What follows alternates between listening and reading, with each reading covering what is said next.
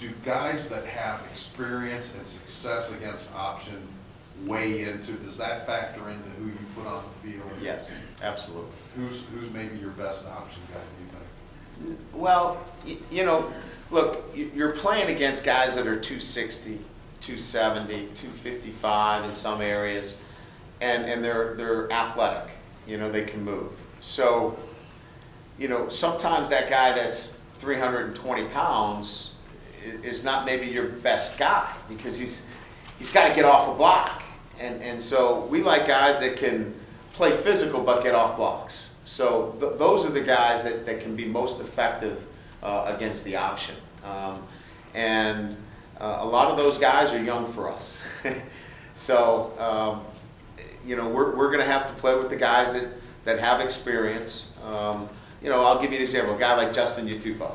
Here's a guy that, is pretty athletic and we'll probably see some considerable playing time, more than he has in the past. On Tuesday, you talked a little bit about Jerron, sort of his maturation. Has any of that surprised you, where, looking back to where he was a year ago, he was just sort of coming off the scout team at that point? Well, we all know that there's going to be that time where they begin to mature, both on and off the field. And that generally translates to being a more productive player if given a chance.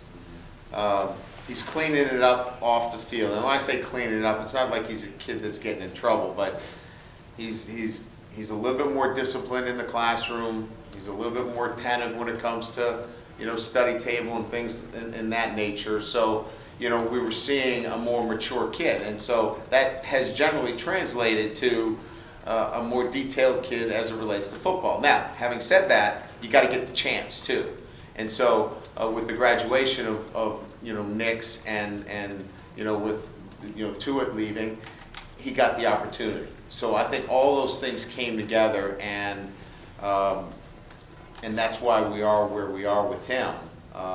So I wouldn't be standing here saying that I'm surprised as much as we were hoping that this would be the next step for him. At any of your coaching stops, did you ever consider dabbling in triple option? Was that ever in the back of your mind? No, but I think that, I've always felt like the quarterback being able to run, whether it be some zone option or, some kind of belly option, has always been something that I've incorporated because, he's hard to defend. And other than that, it's never been a system of offense that I've ever entertained other than the quarterback being somebody that you'd want to run in your offense.